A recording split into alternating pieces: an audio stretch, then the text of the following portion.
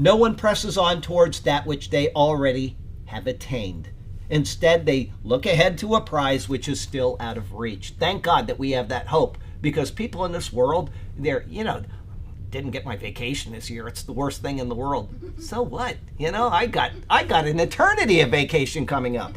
We get so caught up in this world. Let Jesus fill you when you won't have to worry about those things. They look ahead to a prize which is still out of reach. Paul is not speaking of salvation, but of the state which is promised because of salvation. This is important to understand as well.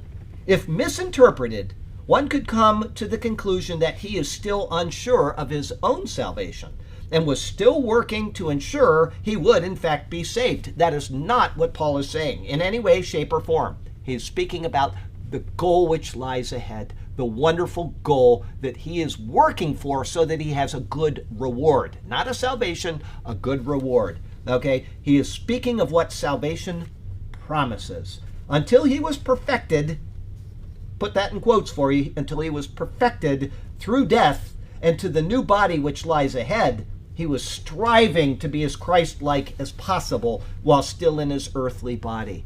Okay? As I said at the beginning of this class, I know I fail that every single minute. I want to be the best person I can be. I want to be the best husband I can be. I want to have a yard that doesn't make my wife weep when she walks outside. I mean, all these things you got. You want to do these things in life, but you can't do everything. And you fail at the things that you do, including honoring the Lord. Okay? I finally got out with the chainsaw yesterday after, what's it been, a whole month now?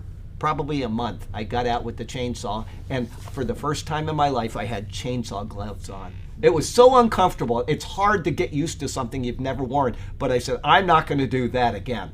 Okay, I might get it in my forehead, but I'm not going to get it on my hand again. Okay, so I went out and I got the yard all tidied up, and she came home and she came in. She said, "Oh, thank you, yard looks so good." Oh boy. But yeah, we want to do these things, but in the meantime, we just keep pressing on. All right, he's trying to be as Christ-like as possible while still in his earthly body. This is exactly what he has been talking about prior to this verse. For him, that was also that I may lay hold of that for which Christ Jesus has also laid hold of me. That's his words. I'll read it again. That I may lay hold of that for which Christ Jesus has also laid hold of me. Christ is, I tell people, I understand that it's hard to hold on to Christ. And sometimes I feel like I'm slipping. I'm talking about me, Charlie. Okay? But I know that he has got both arms all the way around me, and I'm not going to slip. Even when I feel like I'm failing. He's not. He's not going to fail. Okay? So, he was striving to be perfected because the perfected Christ had granted him the surety of future perfection. Christ was the initiator and grantor of that promise.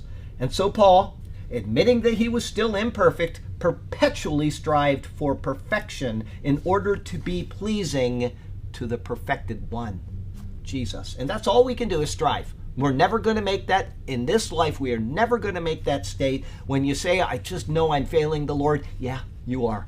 Okay? Doesn't matter. You're doing your best, then that's all that matters. Okay? Because we